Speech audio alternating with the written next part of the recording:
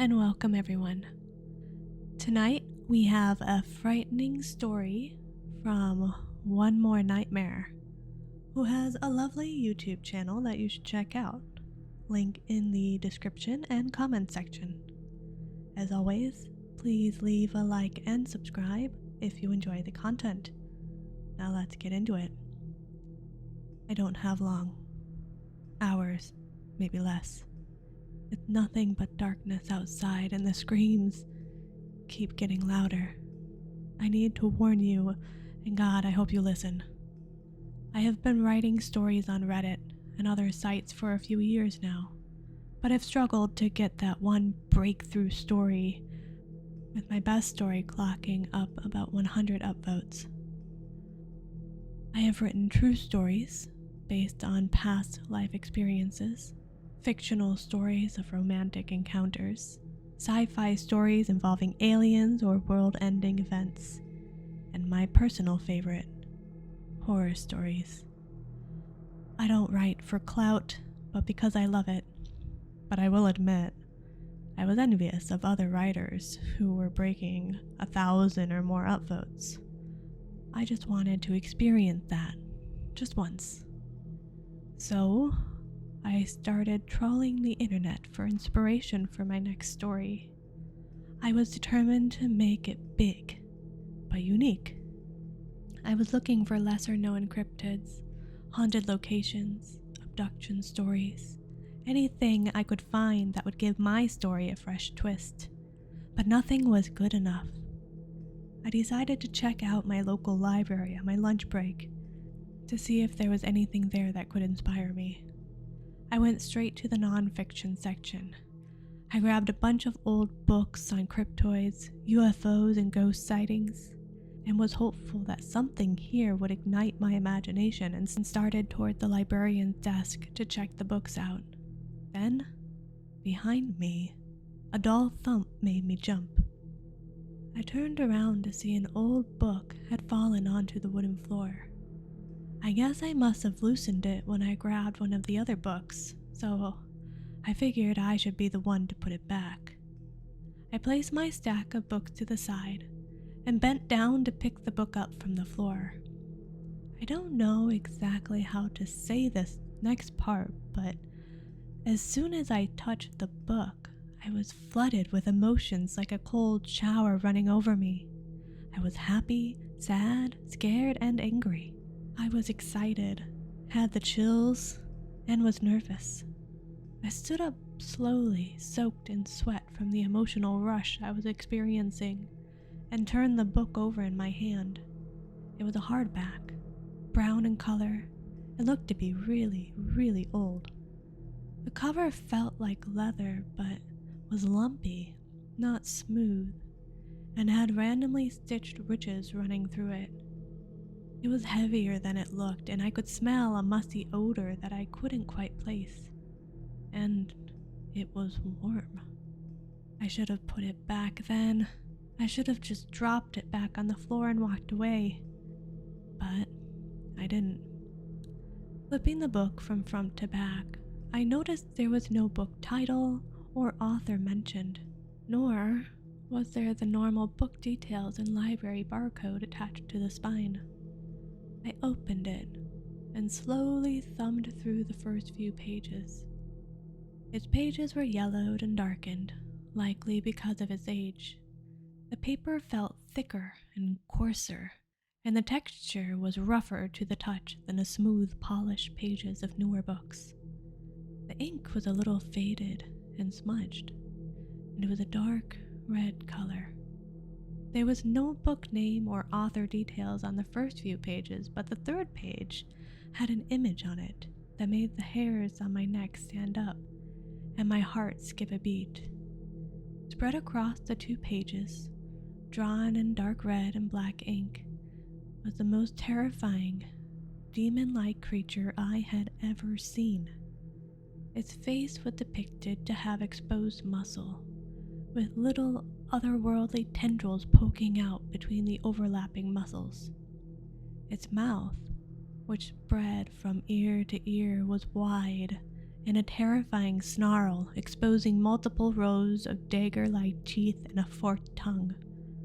3 crooked horns sat on its head, uneven in size and shape, the mismatched deformity somehow making it even more menacing.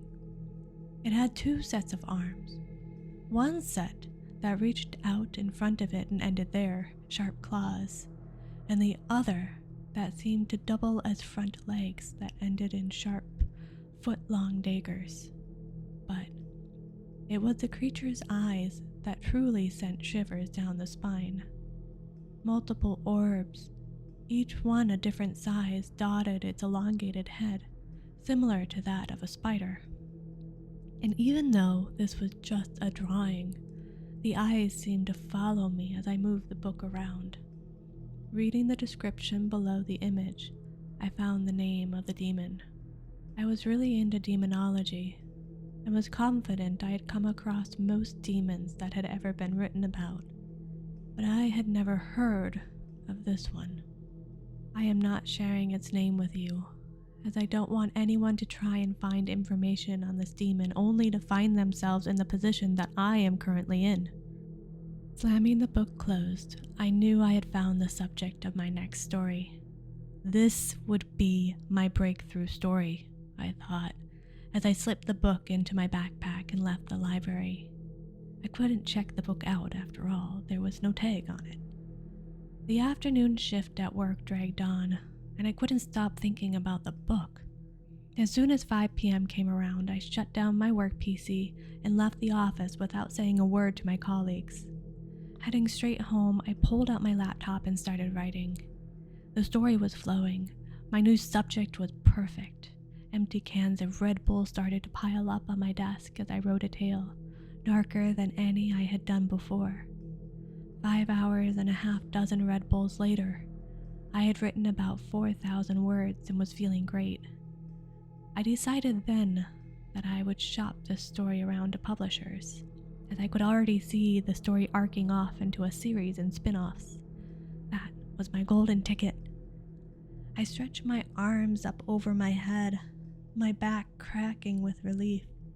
I twisted left in my seat, then right, to try to get the last of the stubborn cracks out. I glanced out the window, my eyes drawn to the soft glow of the streetlights illuminating the road outside. It was a calm evening, and the quiet hum of the night wrapped around the neighborhood. Across the road, nestled amidst the darkness, lay a serene park, its trees swaying gently in the breeze. With a final forced twist and accepting I couldn't quite get the last crack, I went to turn back to my screen when something outside caught my eye. A shadowy figure emerged from the depths of the park, slowly shuffling in the direction of my house. Wrapped in darkness, I struggled to focus on the large silhouette. It looked like a large animal, though what exactly it was I wasn't sure. In the dimly lit surroundings, I squinted my eyes as I strained to make out details. It appeared as though the figure had antlers or something similar on its head, though in the darkness it was hard to be sure. As I waited for it to reach the area of the park that was illuminated, the streetlights flickered and then abruptly went out, casting the entire street into an eerie blackness. Staring out into the darkness, my heart skipped a beat and a shiver ran down my spine. A few seconds later, when the silence of the night was shattered by an ear-piercing scream, even though my windows were closed, my body automatically reacted, my hands shooting straight up to cover my ears. Abruptly, the screaming stopped, and the streetlight flickered back to life. With a slight tremor in my hands, I nervously glanced back at the park, hoping to catch a glimpse of the figure once more. Yet, there was nothing there. The park stood still, devoid of any movement or sign of life. I breathed out the breath I had been holding and tried to calm myself. The scream was likely some wild animal. A large possum or owl, I assured myself.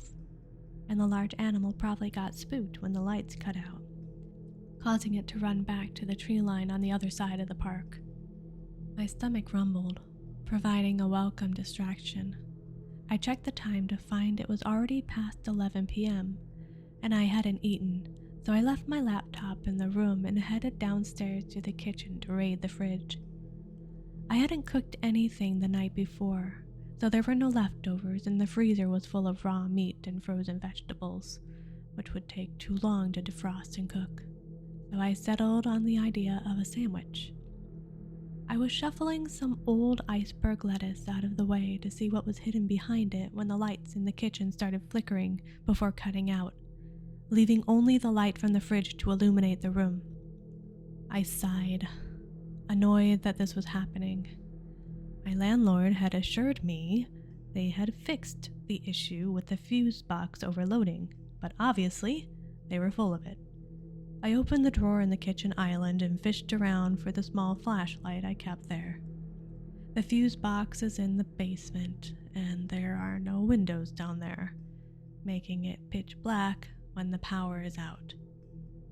Finally finding the torch, I pulled it out and clicked it on to make sure it was working. The focused beam was strong and lit up the area it was directly focused on, but the rest of the room was still caked in darkness and shadows.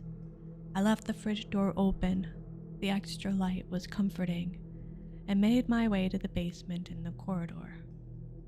I keep the basement door locked as I rarely go down there, but I keep the key in the lock so I never have to hunt for it.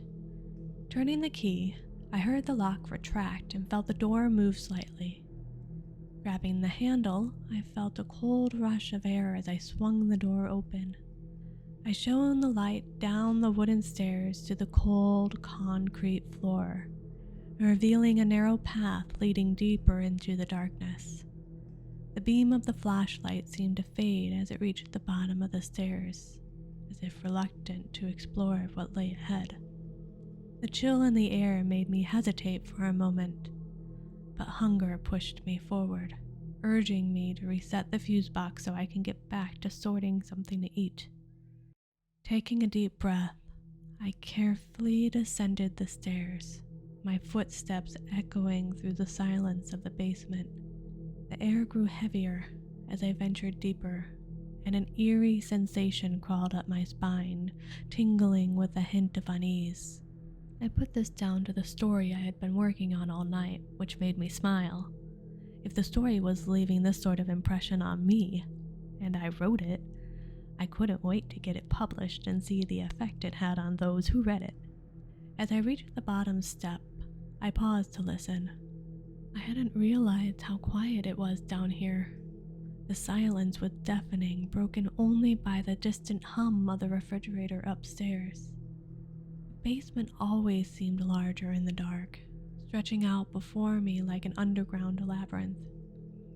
Old, rusted shelves stacked side by side like the library were covered in dusty boxes and forgotten relics, most of which were the landlord's. The fuse box was mounted on a large beam in the middle of the basement, behind one of the rows of shelves. I worked my way around, being careful to avoid any loose items that could trip me up. The last thing I needed was to fall and injure myself. I rounded the corner of shelves and spotted the mounted fuse box about halfway down the row. I continued forward, swatting away some low-hanging cobwebs as I went, when a rattle made me freeze. In the silence of the basement, the rattle was loud. I swung the torch around, my heart rate elevating. Sweat started to form on my forehead even though the room was icy cold. I swung the torch back and forth in between the shelves and down the row I was in. My heart was pounding in my ears now as my torch beam caught something moving between the shelves. I tried to aim the light at it through the shelves, but it was elusive and always seemed to evade the beam. Maybe it was nothing but dancing shadows from the torch beam, I assured myself. I realized I had been holding my breath not for the first time tonight and let it out, calming down a little.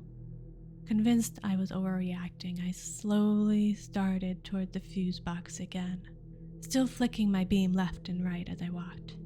I arrived at the fuse box as my heart rate continued to drop, setting the flashlight down on a nearby shelf and examining the panel.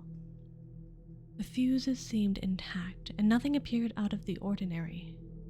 Perplexed, I tried flipping a few switches, hoping to solve the mystery and restore the lights. Something clicked.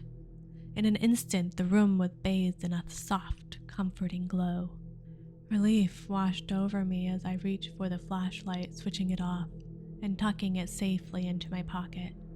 Eager to escape the eerie atmosphere of the basement, I started back down the row and back around towards the stairs. But just as I reached the bottom step, a sudden flicker in the lights caught my attention. Before I could react, darkness enveloped the room once more, plunging me into an impenetrable black void. Feeling a mix of frustration and apprehension, I fumbled around in my pocket, searching for the flashlight. As I grabbed it and pulled it out of my pocket, I froze, as a shiver ran down my spine. All alone, in the cold, dark void of the basement, a warm breath fell on the back of my neck. I was petrified, frozen, unable to move. Then I felt it again, closer this time, and I heard a low, guttural rumble come from behind me. Every instinct screamed at me to run, but my legs felt weak and wobbly. Summoning what little courage I could muster, I spun around, flicking the torch on and shining the light at whatever had just been behind me. But the light just danced along the walls and floors, revealing nothing but packed shelves in the basement. My heart pounded in my chest, the silence broken only by the sound of my own uneven breaths. Then, in the darkness, a shape moved slightly behind the shelves. It was a huge silhouette, wide and tall, seemingly hunched over but still almost touching the ceiling with what looked to be horns. 3 crooked horns.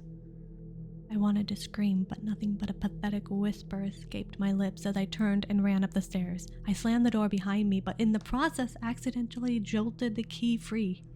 It clanged across the floor, and try as I might, I couldn't find it with the torch beam. Down in the basement, I heard the stairs creak as something heavy started to ascend. Panicking, I looked around even faster, but the key was nowhere to be seen. Whatever was in the basement was now about halfway up, based on the scraping on the walls and the thudding of the heavy footsteps. "Screw this," I said in a panic and took off, running for the front door. I could hear the beast almost at the basement door now as I reached the front door. I quickly unlocked it, swung it open, and stepped out into the dark night. I took about 3 steps onto the front path and stopped. It was a dark night. Too dark. There was no light anywhere except that of my tiny torch. No street lamps, no house lamps, no stars. It was pitch black nothingness beyond the reach of my torch beam.